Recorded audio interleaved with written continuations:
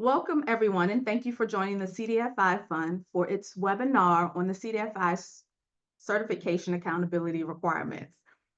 Today, we'll explore how organizations can demonstrate accountability to their overall target market, as well as how individual board members may qualify as accountable representatives.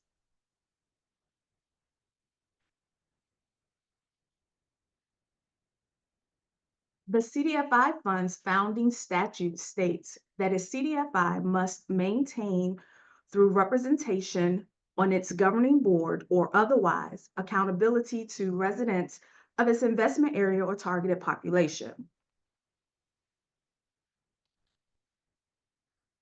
To comply with this requirement, to be a CDFI, certified CDFI, an organization must demonstrate accountability to its approved CDFI certification target market components by having a sufficient number of accountable individuals on its governing board or advisory board. For credit unions only, having a sufficient number of accountable individuals on an advisory board and a sufficient proportion of credit union members that belong to the allowed target market components. In today's presentation, we'll cover the CDFI Fund standard for governing and advisory boards, the 4 approved methods for demonstrating accountability to a target market, the individual level criteria that make a board member accountable to a target market component, and resources to support your certification process. Let's begin with the board standards. CDFI Fund uses either governing or advisory board for accountability purposes. To be used for certification, a governing board must be duly established and operate according to legal and regulatory requirements that apply to the organization, include at least 3 active members. That means 3 filled board seats.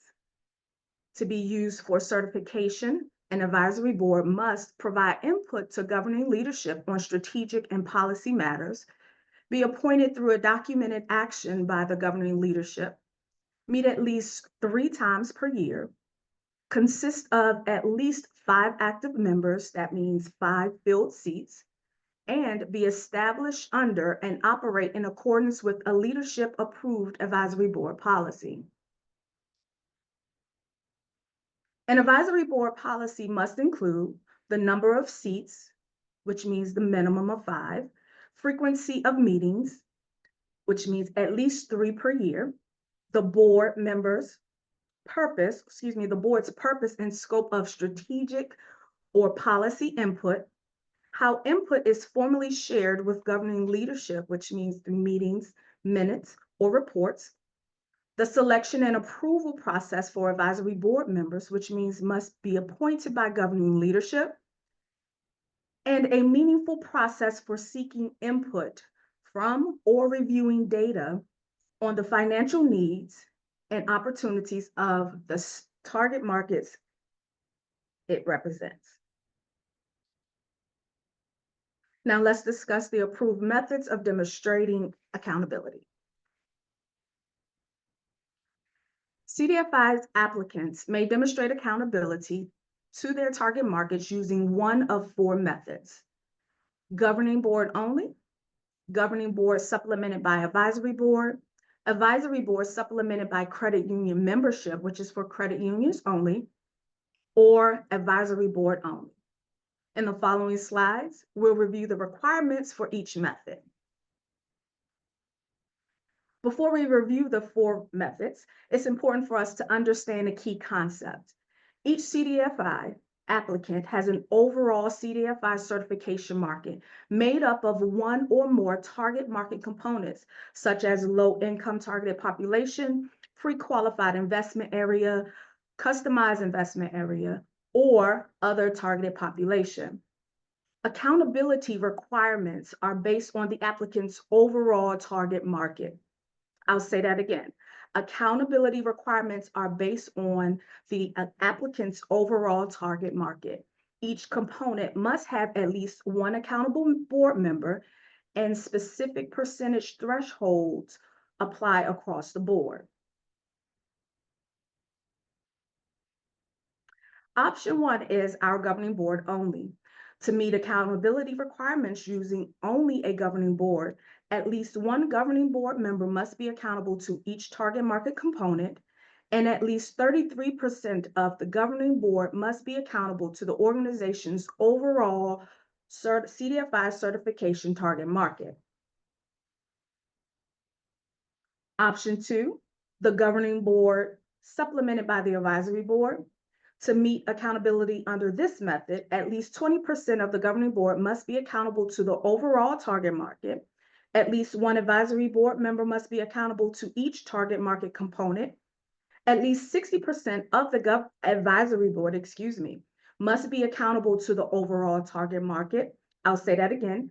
At least 60% of the advisory board must be accountable to the overall target market. At least one governing board member must also serve on the advisory board, and the advisory board must be established and operate under a governing leadership approved policy that meets the CDFI funds standards. Option 3, the advisory board supplemented by credit union membership. Again, this is available to the credit unions only. To meet the accountability using this method, at least 33% of the credit union members must belong to the overall target market based on the most recent fiscal year and a CDFI fund approved target market assessment methodology. At least one advisory board member must be accountable to each target market component. At least 60% of the advisory board must be accountable to the overall target market. At least one governing board member must also serve on the advisory board, and the advisory board must be established and operate under an approved policy that meets the CDFI fund standards. And option 4 is advisory board only, available to the holding companies, banks, and entities with a formal governing board. To meet accountability using this advisory board only, at least one advisory board member must be accountable to each target market component. At least 80% of the advisory board must be accountable to the overall target market. At least one governing leader must also serve on the advisory board, and the advisory board must be established and operate under a governing leadership approved policy. And at this time, I'm going to turn over to Mitchell. Thanks, Shantae. Now let's discuss how individual board members can demonstrate accountability. In this section, we'll cover how individual board members of a governing or advisory board may be deemed accountable to a specific target market component.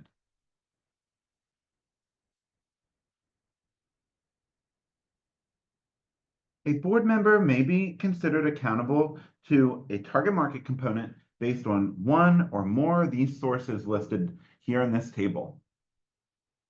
I want to pause for a moment and allow any viewers to read some of these sources and become acquainted with them.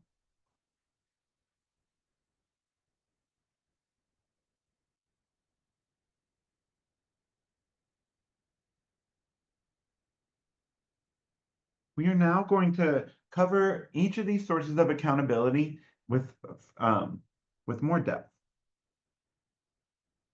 To demonstrate accountability to an investment area, a board member can be a resident of a qualified census tract, an owner of a small business primarily located in or serving a qualified census tract, or qualified census tracts, I should say, an elected official primarily representing residents of qualified census tracts, a staff member of a non-affiliated, mission-driven organization that primarily serves residents of qualified census tracts, enrollment in a federally recognized tribe, I want to note here, I noticed I was talking a lot about qualified census tracts without really indicating what that means. This means census tracts that meet the economic distress criteria, which qualifies the tract as an investment area. So when you hear qualified census tracts, we're talking about census tracts or specifically maybe counties that qualify as investment area. And uh, these sources of accountability are related to these geographies that are qualified. I want to note here that for pre-qualified investment areas, qualifying tracts can be anywhere in the United States or its territories. But for customized investment area, the connection which makes a board member accountable to that customized investment area is within the specific geographic area. So customized investment areas, as you may know, have a specific geographic bound. So an accountable board member to a customized investment area must be accountable to the qualified geographic units, either county or census tract, within that customized investment area geography. Let's start first with residency in a qualified census tract. To demonstrate accountability through residency,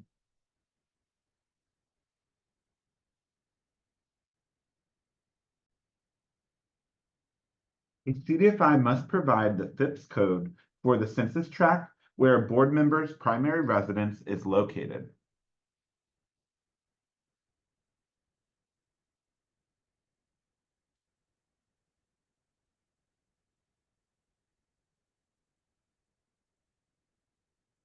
Small business ownership in an investment area can qualify that small business owner as accountable via their board membership. A board member may qualify if they are an owner of a small business that either is primarily located in qualified census tracts, the business primarily employs residents of qualified census tracts, or principally provides goods or services to residents of qualified census tracts. I want to point out here that the definition that the CDFI certification uses for a small business means that we're talking about a for-profit entity that's independently owned and operated, not dominant in its field nationally, has a gross annual revenue of $5 million or less based on its most recently completed fiscal year, and meets the definition of small business under Regulation B, which was issued in connection with the Equal Credit Opportunity Act. I want to provide some notes on small business ownership as a source of investment area accountability. The board member's ownership stake in a small business must be at least 25% of the business. When we hear the term primarily located, that means at least 51% of the business's physical locations are in a qualified census tract. When we hear the term principally provides goods or services, that means at least 51% of those activities relate to investment area residents. If we hear principally employing, that means we're talking about the employees of the organization, principally residents of qualified census tracts at a quantity of 51% or more.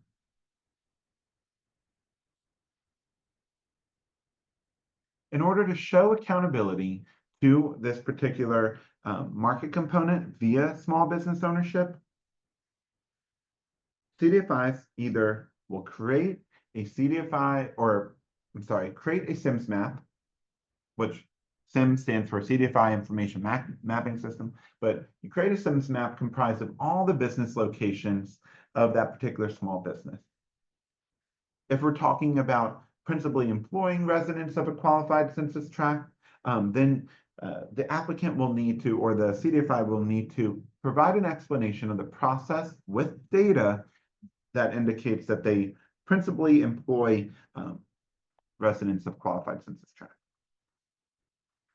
If the small business owner is showing their accountability via principally providing goods or services to residents of a qualified census tract, then the CDFI will need to create a SIMS map of that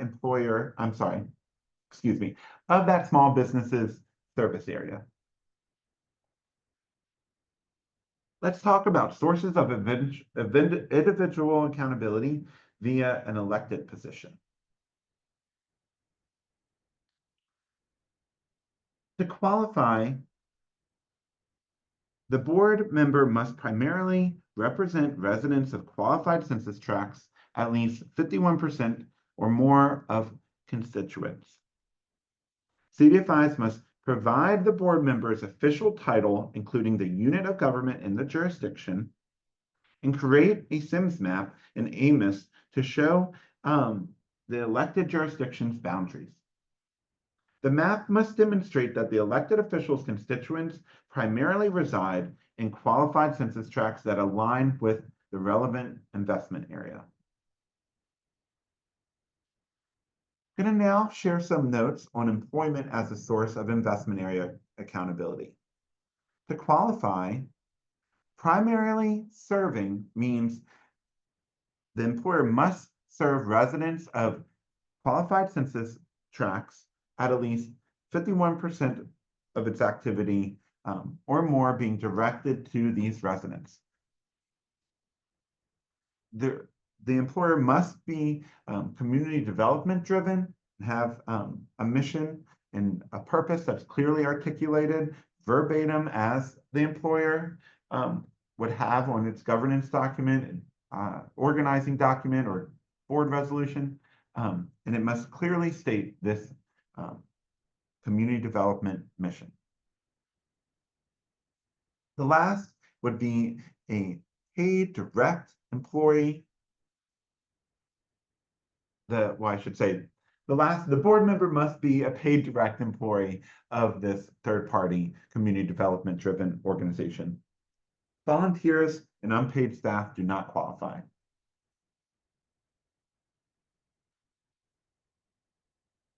CDFIs must provide the name of the board member's employer, state the employer's mission, and describe how the employer determines that it primarily serves residents of investment areas.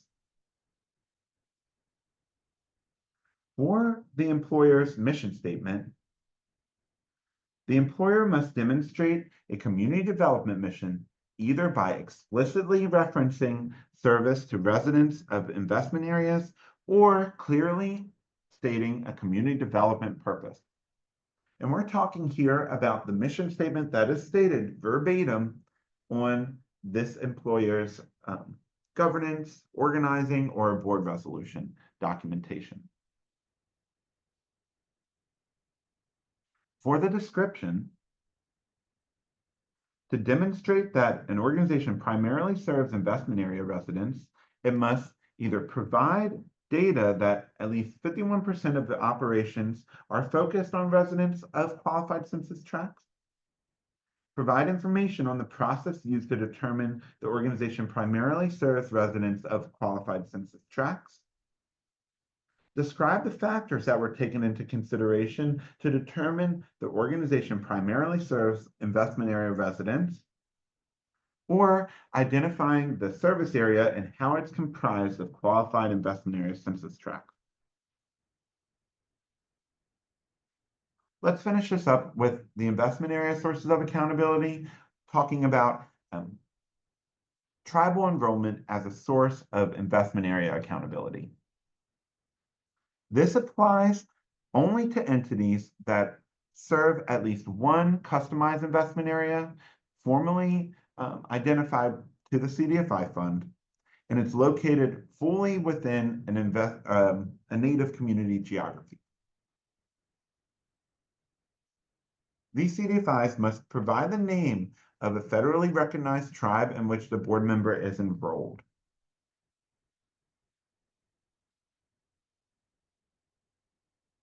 To demonstrate accountability to low-income targeted populations, otherwise known as LITP, A board member can be either a low-income individual themselves or a staff member of a non-affiliated, mission-driven organization that primarily serves low-income people.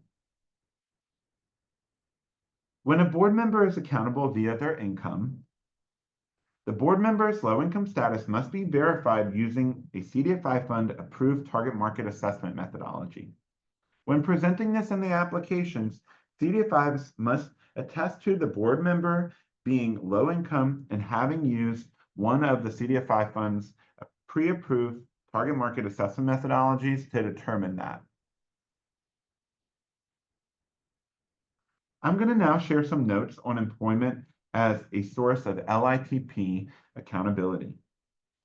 To qualify through employment, primarily serving means the organization or the employer must primarily serve low-income individuals at least 51% or more of its activity being directed specifically to that population. The organization must be a mission-driven organization with a clear community development mission. And the board member must be a paid direct employee of the organization. Volunteers or unpaid roles are not eligible. CDFIs must provide the name of the board member's employer, state the mission statement of that employer, and describe how the employer determines it primarily serves low-income people.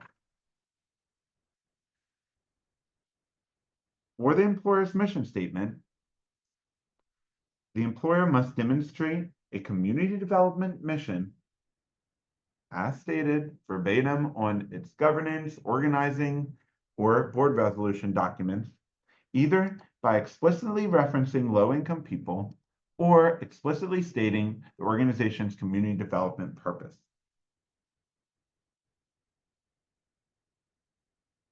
For the description of the employer, an organization must demonstrate that it primarily serves low-income people by providing data that at least 51% of the operations are focused on LITP, providing information on the process used to determine the organization primarily serves low-income people, or describing the factors that were taken into consideration to determine the organization primarily serves low-income people. To demonstrate accountability to an other targeted population, this is OTP African American, OTP Hispanic, OTP Native American, Vietnamese, Filipino. A board member typically must be a member of that population themselves. I'm going to share some notes on OTP accountability. A board member status must be verified using a CDFI fund-approved target market assessment methodology. CDFIs must indicate the specific methodology used when assessing their board member to meet that particular OTP target market component. For applicants serving other CDFIs as their OTP, a board member can qualify by being a staff member of a certified CDFI. Here's a few notes on OTP for other certified CDFI accountability via employment at a CDFI. The board member must be a paid direct employee of a certified CDFIs or a certified CDFI. Volunteers and unpaid staff do not qualify in this case. CDFIs must provide the name of the board member's employer in order to account for this particular source of accountability. For persons with disabilities, a board member can be a person with a disability, a family member of a person with a disability, a staff member of a non-affiliated, mission-driven organization that primarily serves people with disabilities. Either of these three sources of accountability may make an individual accountable to this particular target market component.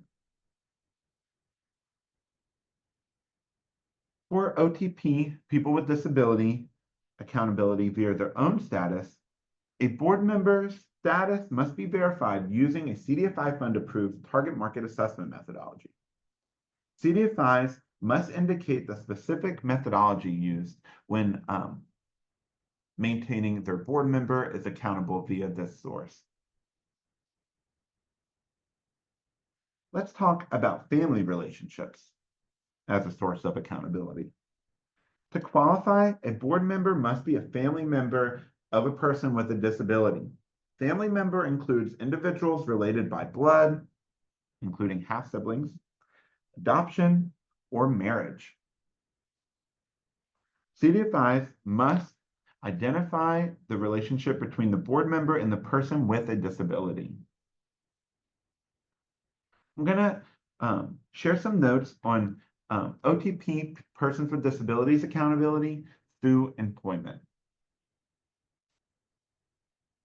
To qualify, the board member must be a paid direct employee of a, well, now I got my bullets messed up. That's the last bullet. A paid direct employee of a organization that primarily serves people with disabilities at a rate of 51% or more. And this organization needs to be a mission-driven organization. That means verbatim, as shown on its governance, organizing, or governing board resolution documentation, that this employer is a community development organization per their mission. Let's talk about this mission statement. The employer must demonstrate accountability, the employer must demonstrate a community development mission either by directly referencing serving people with disabilities or clearly stating the organization's community development purpose. For the description of the employer, an organization may demonstrate that it primarily serves persons with disabilities by providing data that at least 51% of the operations are focused on persons with disabilities, providing information on the process used to determine that the organization primarily serves people with disabilities, or describing the factors that were taken into consideration to determine the organization primarily serves people with disabilities. I want to pause here and reflect how the revised accountability standards benefit applicants when we compare it to the previous CDFI certification application. I want to note that these options for demonstrating accountability reflect changes that have significant implications that benefit applicants that serve multiple target markets or a national investment area. Previous geographic requirements on accountable board members had been an impediment to CDFI expansion and the ability to serve an approved national target market. Now, however, each of the options, board members, I should say, under each of the options, board members' sources of accountability are based on target market type, separate from a specific geographic overlap. Additionally, for applicants with multiple target markets, the revised CDFI certification application allows for target market representatives to meet accountability standards collectively, eliminating a lot of burden associated with the previous application, which required each proposed target market component to meet the accountability standards separately. This relates to that overall target market and the specific target market components that Shantae had mentioned a little while ago. Before, each component needed to hit every one of those thresholds. Now, you need to meet these thresholds for your overall target market component, not for the individual target market types or target market components.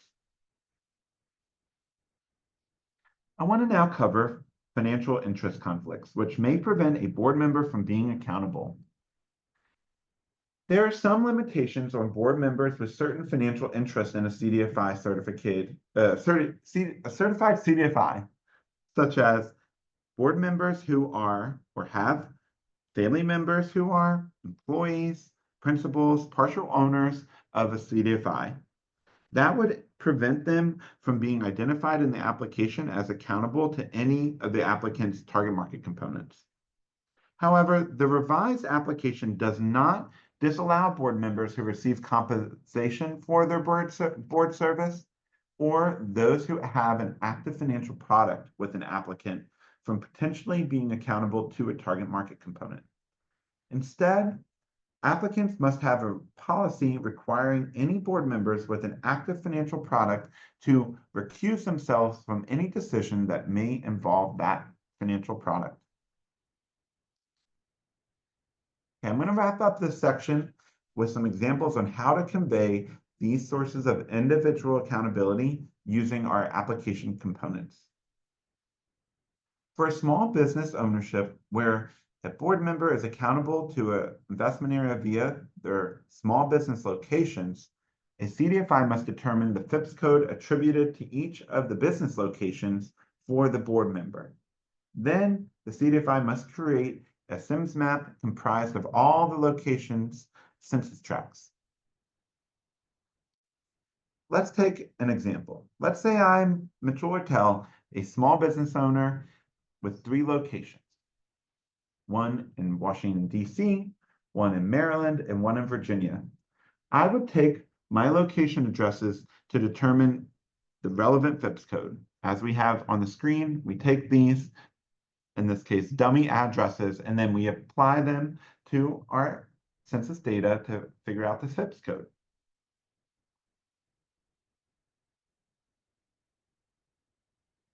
Next, I want to create a map in SIMS comprised of all the locations' census tracts. The requirement for this source of accountability is that 51% of all the small business locations must be within qualified census tracts. You'll see here that in my hypothetical business, we would meet this requirement because there are 3 locations and 2 of them, as you see highlighted, are within qualified census tracts, which is greater than 51%.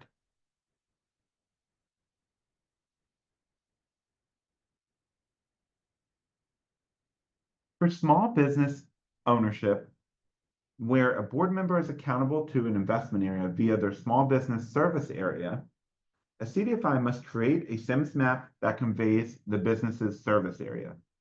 So let's use my hypothetical small business as an example again, and we'll say that my service area is the greater DC area. I create a map that draws the service area for the small business. So here I have Maryland, Virginia, DC. The assessment here would be of all of the census tracts which comprise of my small business's service area, do 51% or more qualify as investment areas. But this would be the map to use for that assessment. For an elected official, a CDFI must create a SIMS map for that official's jurisdiction. Let's have an example as the DC Attorney General, which is an elected position. I would create a map of that Attorney General's entire jurisdiction. So here I did the whole city of Washington, D.C. To indicate this particular board member's official jurisdiction.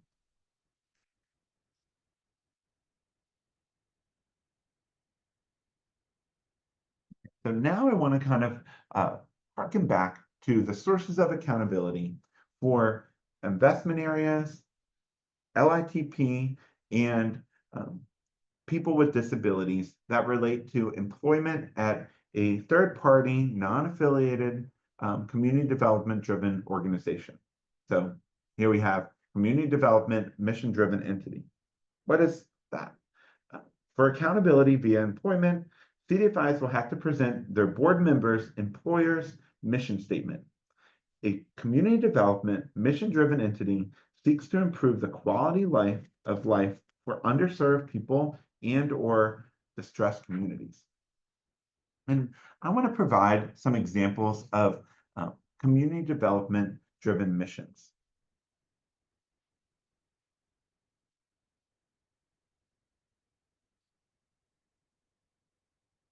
To provide responsible financial products and services to low-income individuals, other targeted population, or those in economically distressed communities. To promote affordable housing, community serving facilities, or economic development. To support access to childcare, education, healthcare, social services, or workforce development.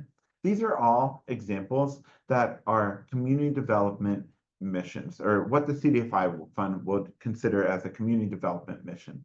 So, for investment area, LITP, and people with disabilities, those particular target market components, the options for mission, if you remember, there is usually specifically referencing the particular target market component, residents of qualified census tracts, low-income people, or people with disabilities. That would qualify a board member's employer, but also any reference to any of these examples would also qualify a board member's employer as having a community development mission.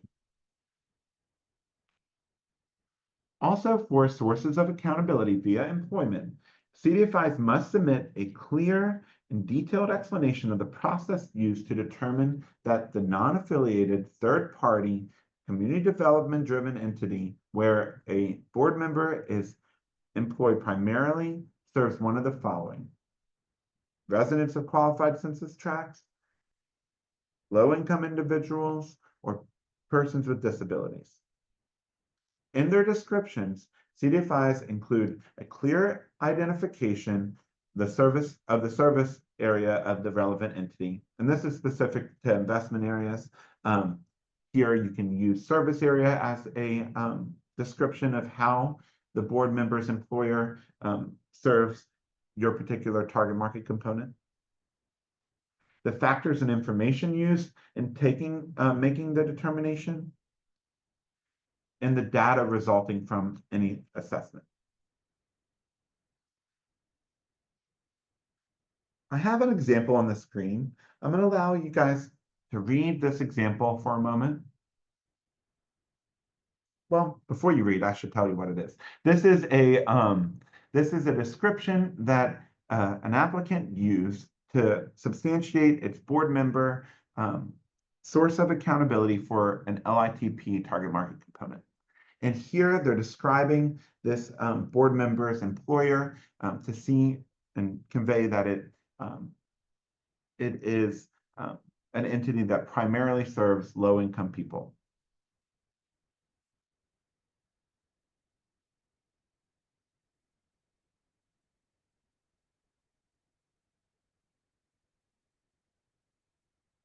So now I'm going to read it, and I blurred out the actual organization name.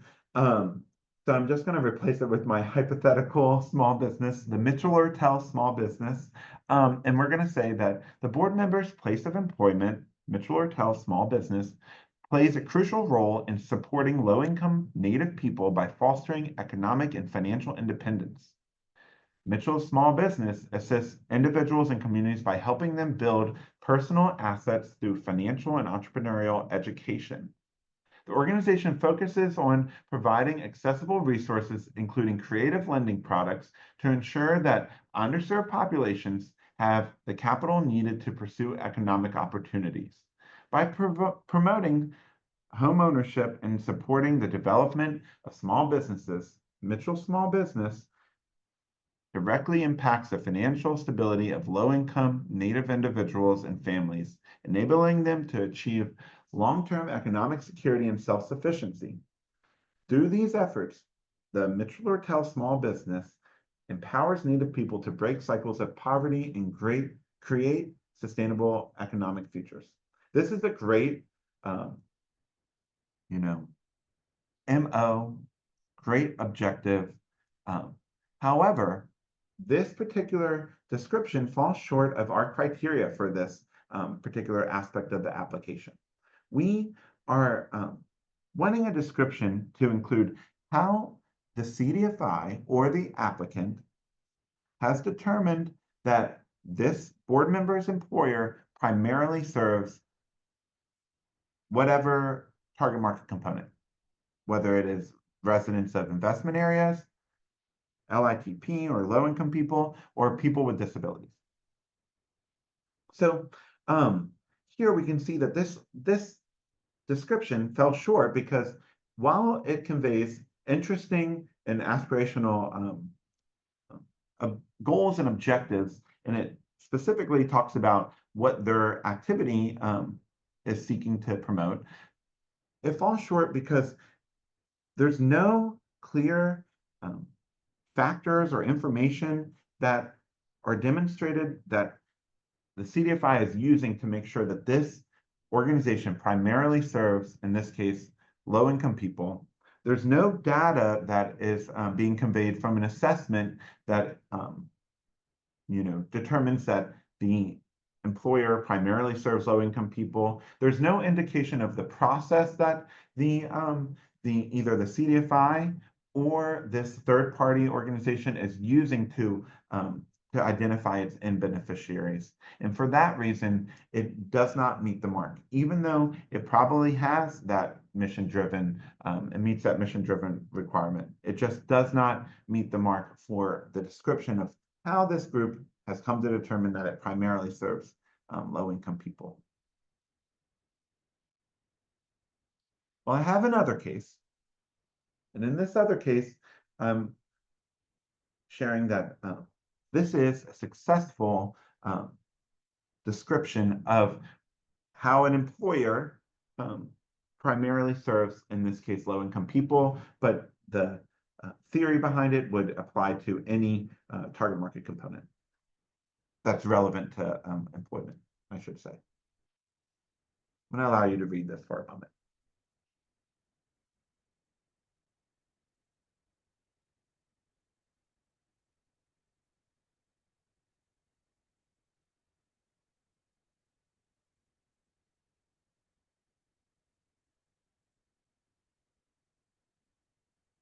Right, now I'm going to read it out.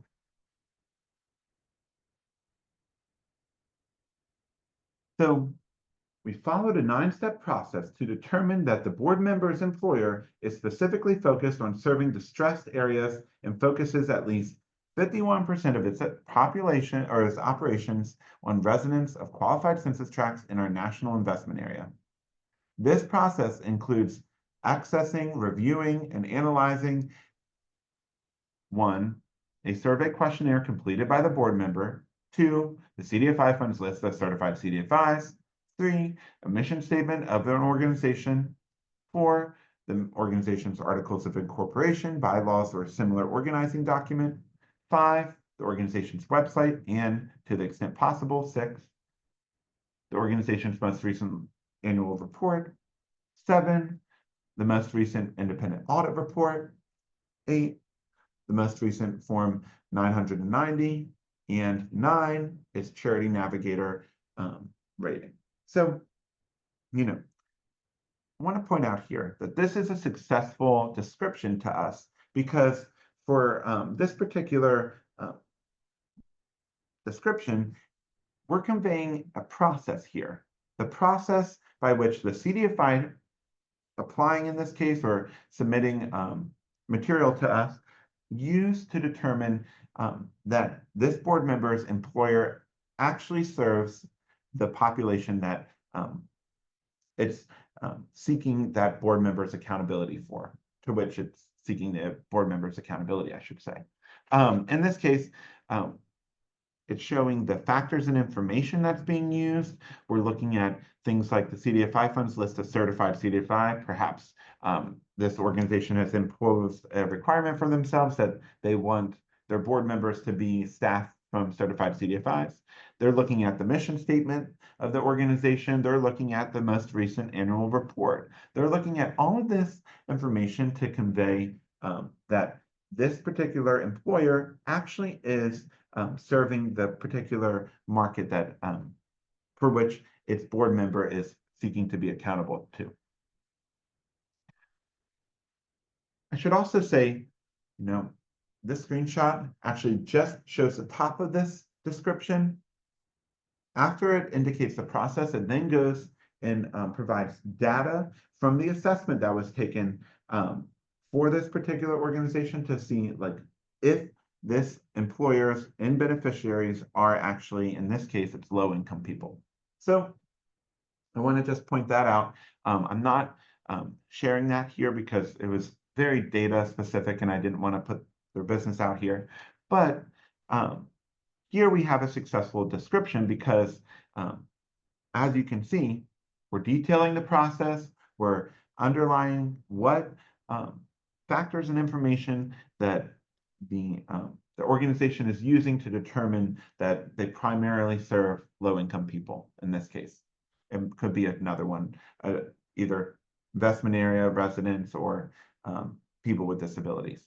Specifically, this one, it looks like they are focusing their activity on investment area residents, and they're also conveying that might be a factor used to determine LITP or low income, people focusing on low income as well. Organizations focusing, not people. But let's move on. I want to close with some helpful resources. We've recorded webinars to help walk you through how to create these organization board records, organization board member records, and CDFI certification accountable member records in AMIS. These recordings will show how to enter the information that we've covered. And I want to share information on how to get in touch with the CDFI fund. This next slide shows a schedule of our upcoming certification webinars. Thank you very much for participating today.